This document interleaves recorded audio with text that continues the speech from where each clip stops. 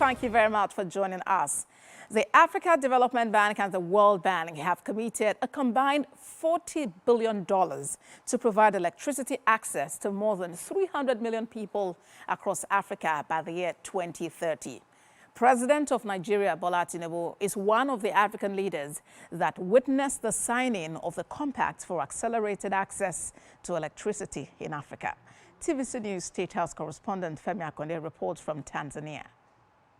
Despite ongoing efforts, more than half of Africa's population remains without electricity. But these may soon change if African leaders follow through with the compact they have signed to deliver electricity to the deprived population. The Africa Development Bank is leading this charge and carrying along other development partners to finance this idea into action to accelerate the energy access. We were joined by the African Union, Commission, several global partners, including the Rockefeller Foundation, the Sustainable Energy for All of the United Nations, the Global Energy Alliance for People and Planet. This progress means that more boys and girls in remote areas can now study in well-lit classrooms. Health workers can deliver life-saving services to off-grid populations.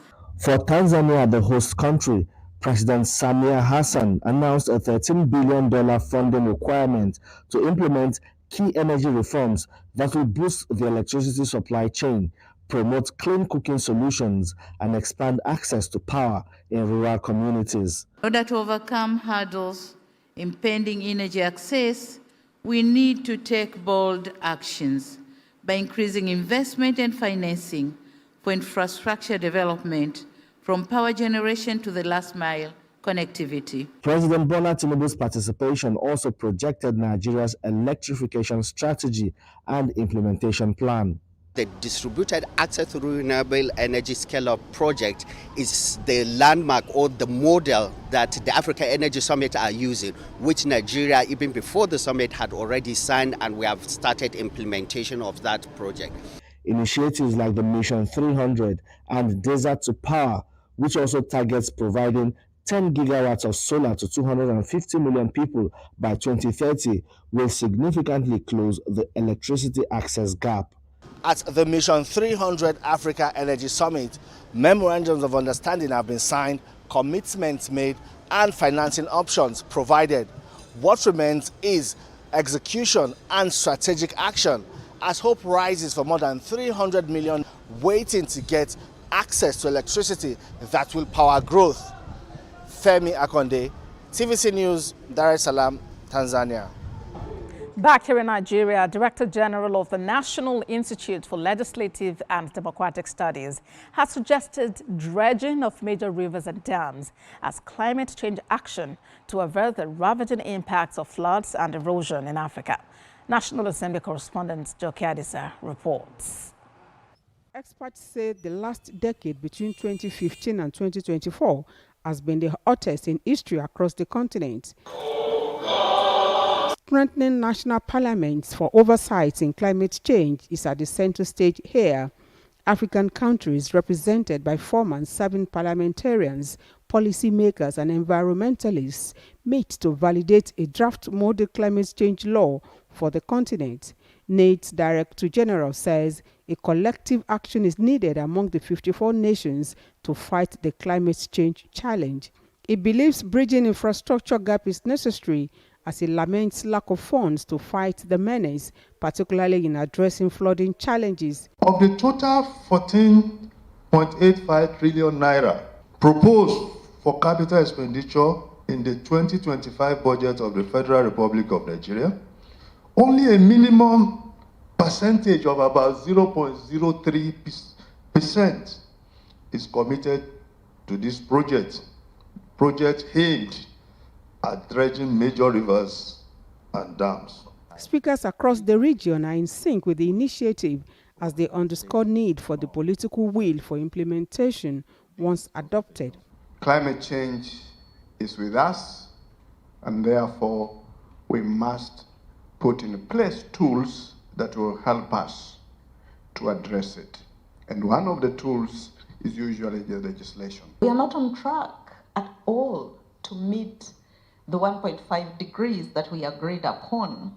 In fact, We are way off the target, but it's not impossible. I mean, it still remains technically possible. In trying to get other countries to have this law, to make it possible for them to begin to implement their climate actions, there must be consultations at the AU level, at the regional level, and at the national level. In the next 3 days, experts across different fields will share ideas and put the draft law in a broader perspective for easy adaptation and adoption by member countries. The challenge is for African countries to speak in one voice against climate change and to collectively direct actions that will mitigate the impact on the continent. Joke Edsa, TVC News, Abuja. Let's now turn our attention to election matters. The Edo State Governorship Election Petition Tribunal has queried the People's Democratic Party and its candidate for failure to produce witnesses to testify in their petition seeking to nullify the outcome of the 2024 governorship election. Counsel to the PDP candidate told the tribunal that most of their proposed witnesses suffered travel disruptions. Celestine Area has more. This was the first sitting of the tribunal in the FCT after it was moved to Abuja due to reports of violence. At today's proceedings, the PDP was expected to call its witnesses. But counsel to the PDP told the tribunal that the witnesses had travel disruption and were unable to show up. Dissatisfied with the development, Chairman of the tribunal, Justice Wilfred Mochi, queried the petitioners for wasting the judicial time of the tribunal. Meanwhile, a witness who had earlier started testifying in Benin City before the tribunal was moved to Abuja continued his testimony. Mr. Osayili Aneni told the tribunal that though there were a total of 4,519 polling units in Edo State, the PDP and its candidates are challenging results from about 765 polling units. Answering questions under cross-examination, Mr. Aneni told the tribunal that he served as the Director of Research and Strategy for the PDP and admitted that he could not visit all the polling units during the election. However, Mr. Neni maintained that if lawful votes were cast at the election were properly collated, his candidate, Mr. Ighodalo, would have emerged victorious. Answering questions from Onyechi Ikpeazu, who represented Governor Monday Okpebholo, the witness admitted, though they did not have any physical access to the bimodal voter accreditation system machine that were used for the election, they however got some screenshots of it, which they tendered in evidence. Celestina Iria, TVC News, Abuja. Away from that, the Minister of State for Petroleum, Gas, Ekperikpe, says empowering gas license holders will open up the market and ensure growth in the energy sector. He was speaking at an event to award gas license to 10 companies. Senior reporter Ademola Lawrence has more. Section 148 of the Petroleum Industry Act empowers the authority to issue gas distribution licenses, allowing license holders to establish, construct and operate gas distribution systems within defined local distribution zones.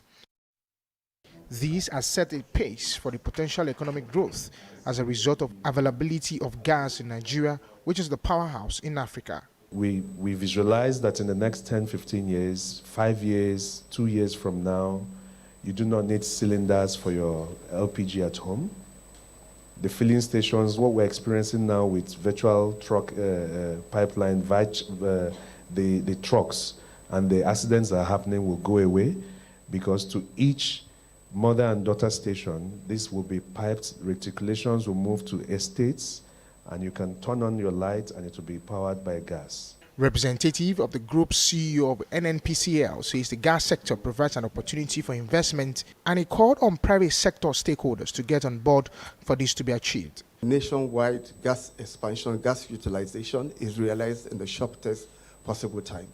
And this is just a first step in the right direction. So the message is simple.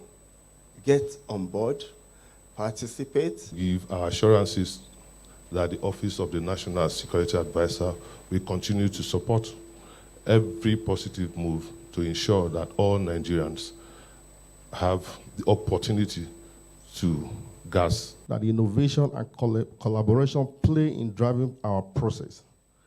by leveraging cutting-edge technologies and fostering partnership between the public and private sector. The license a catalyst for investment to meet Nigerians' growing energy demand. Pleased to observe that the DGL regime holds a significant opportunity of supporting the development of our domestic gas market through the supply of gas to our energy-intensive industries, industrial parks, special economic zones, embedded captive power generation, mobility CNG schemes, and any other downstream gas utilization program. These opportunities align with our vision of gas to prosperity, where natural gas play a transformative role in fostering industrialization, creating employment opportunities, and generating revenue for sustainable national development. Over 30 applications were submitted, but 10 qualified awardees were given the license to distribute gas in the first phase of the program. Ademola Lawrence, TVC News, Abuja.